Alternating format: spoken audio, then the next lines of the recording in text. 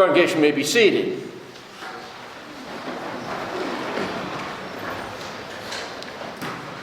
The only thing constant in life is change, stated Greek philosopher Heraclitus.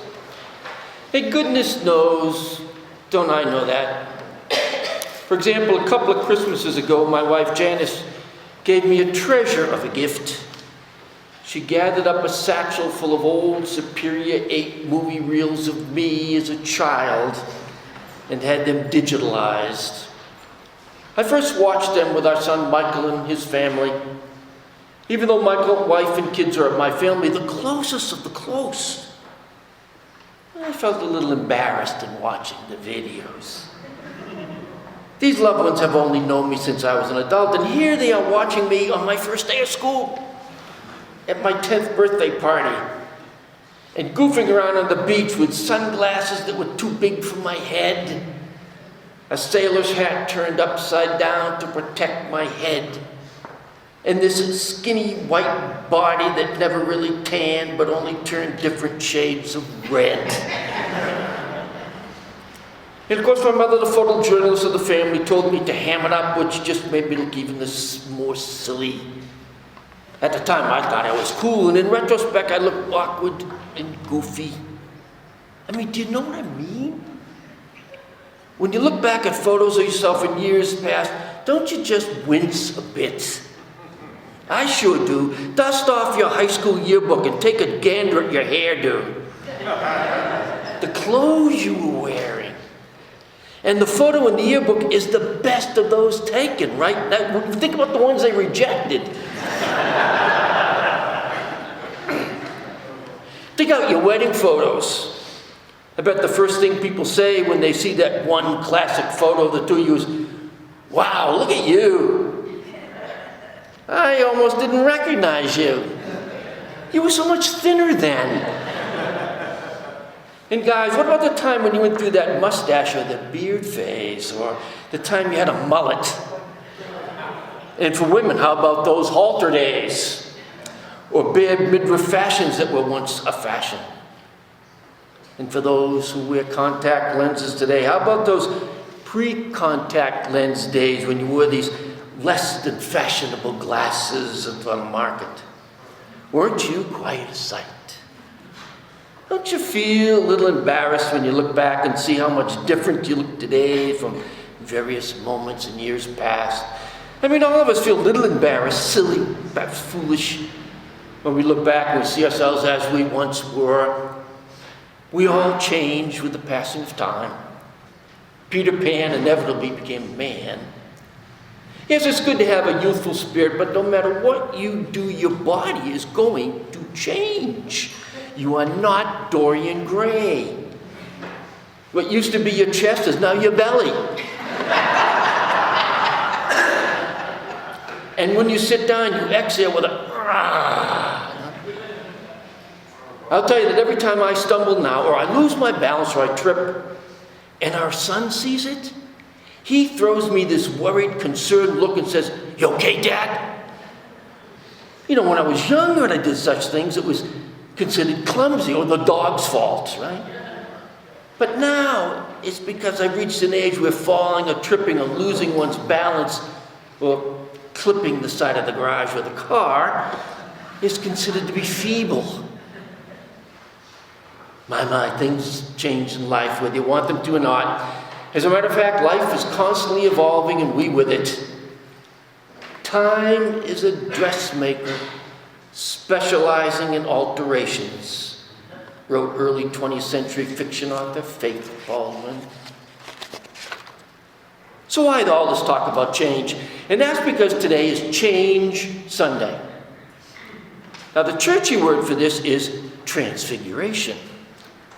Transfiguration means being transformed into something different, yet continuing to be yourself. It's a paradox. Our gospel lesson depicts Jesus and 3 of his disciples on top of Mount Tabor, whereupon suddenly Jesus becomes radiantly brighter than the sun. And beside him there was Elijah and there was Moses, and the theological intent is clear.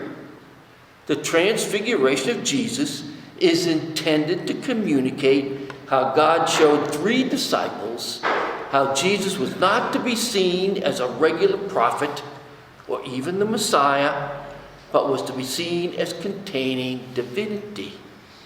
Jesus is now the dude, the Big Lebowski. He's in the new tabernacle of God. In other words, the residence, the dwelling place, the portable earthly tent which contains the presence of God. God displays this on a mountain to Peter, James, and John. Changes, turn and face the strange, sings David Bowie. The Roman Catholic Church celebrates Transfiguration twice a year, August 6th and the second Sunday in Lent. And the second Sunday in Lent seems right to me because Transfiguration means change or metamorphosis. And Lent is all about changing your evil ways, as Santana sings. In other words, it's not enough to proclaim Jesus is Lord if this experience doesn't change our inner lives. And this is the sole point regarding Peter's mistaken suggestion to build 3 dwellings, one for Jesus, one for Elijah, and one for Moses. See, it's not enough to build churches if there isn't anybody in them. Have you ever visited churches in England? There's nobody in them. Once our family was staying at a lovely B&B in the Cotswolds in England. And probably 100 yards down a country road was located an Anglican church that was built in the 13th century. So I went. Me and 5 elderly people attended the 10 a.m. service. It was so bad that during the announcements, the vicar, directing an invitational glance at me, announced that the youth group would be meeting after church.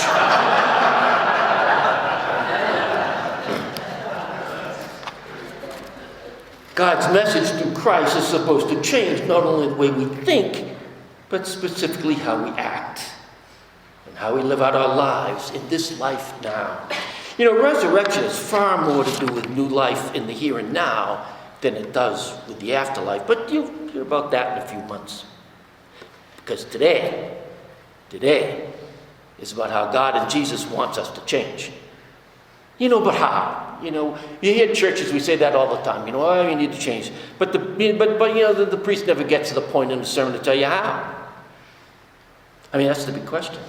How is each of us to be transformed like Jesus was transformed by God into the likeness of God? And there are a lot of answers to that question, but I want to focus on just one. And it involves the acts of righteousness and goodness. It involves being good. So I want to tell you a story.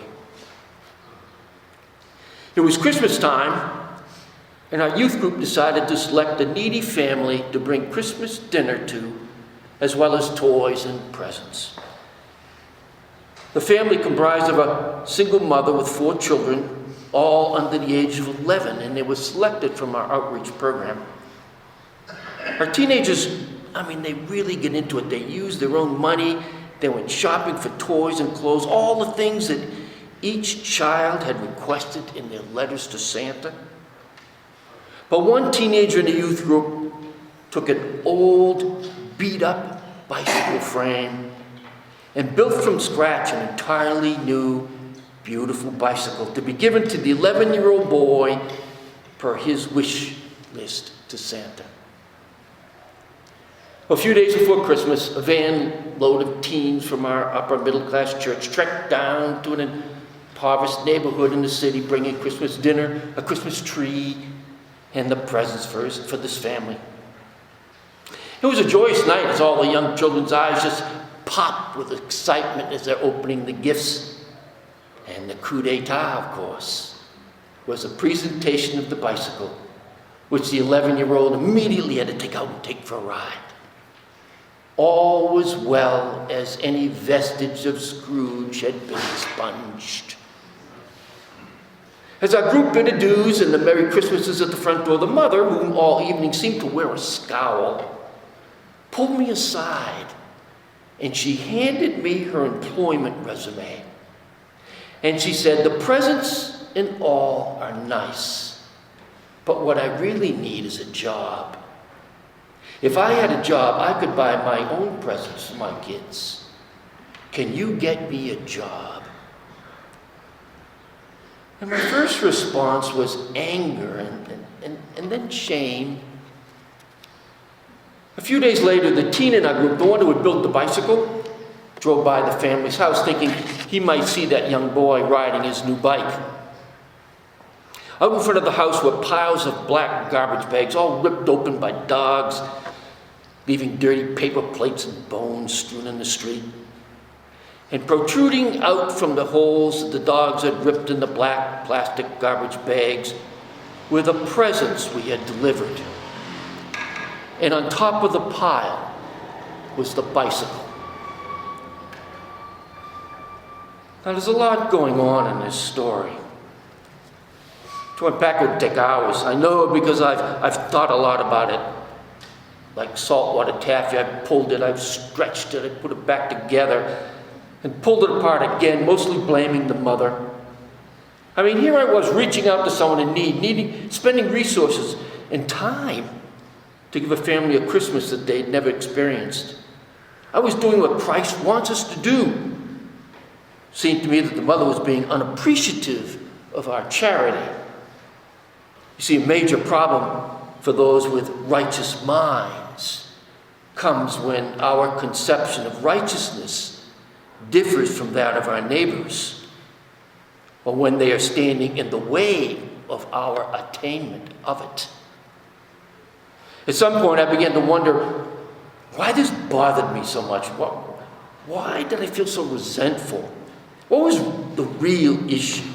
And indeed, the real issue was the mother's unappreciativeness. My giving to her, you see, wasn't appreciated. Thus, I wasn't appreciated for doing something good. Why do something if it's not going to be recognized and appreciated? For you see, with appreciation comes value, worthiness. A star placed on one's forehead by Jesus for the entire class to see. By not appreciating our outreach to her, it tarnished my value of myself. Isn't value dependent upon the recognition and appreciation of others? Doesn't it fulfill us? You know, there's nothing wrong with doing good deeds. Actually, it's essential as a Christian. But we just have to ask ourselves, how much of the good we do is to fulfill our own need to be liked, appreciated, and satisfied that we are good people? For example, I had a friend who suffered a heart attack in his 50s, and after his open heart surgery, he went on a strict heart-healthy diet. And knowing that high blood pressure runs in my family, he invited me over to his house for dinner. And we started with tomato soup. But tomato soup's fine. But this tomato soup consisted of an entire boiled, peeled tomato just sitting in hot water. And from there, the main course consisted of steamed broccoli, saltless, milkless, butterless mashed potatoes, and a fillet pieces of boiled chicken breasts. Dessert consisted of sugarless, flourless, monk fruit chocolate cake. After dinner, we went for a long walk because he had to get in his 10,000 steps. Look, he's probably right. Eating healthy is important. But to him, everyone should eat like that. And it seemed like it was his job to convert everyone to his lifestyle. He didn't serve me that food for me. He did it for himself. And he wanted me to appreciate it and thank him for it. We do this a lot in life. We tell people how to eat, how to sleep, better put on that CPAP machine, what political party to belong to, what kind of car to drive, and what faith or no faith to believe in. And we do it for ourselves in order to feel valuable, appreciated, worthy, accepted, and justified. And what happens when that other person doesn't listen to our good advice? or good deeds? Do we then shame them into eating flourless, sugarless monk fruit chocolate cake? And when they refuse, do we incarcerate them until they acquiesce? When does righteousness turn into self-righteousness? Where is the line where self-righteousness turns to cruelty? All done for the good.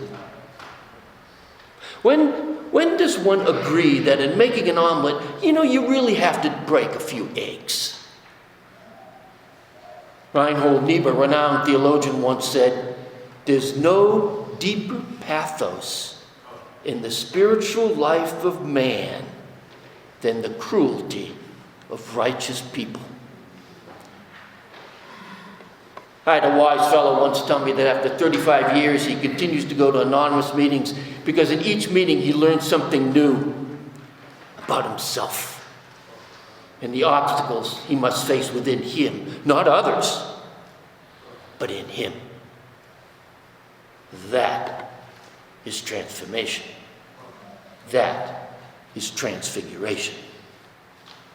Change in life is a slow process. It takes a long time. Jesus' disciples didn't change immediately upon witnessing Jesus' transfiguration on Mount Tabor. It took a while. It takes a long time to love our neighbor for whom they are and not for whom we are. Our ego doesn't like to change, you see. So I want to close with a poem about change by Robert Frost. No relation, although it wouldn't be bad to be related to him, called The Lockless Door.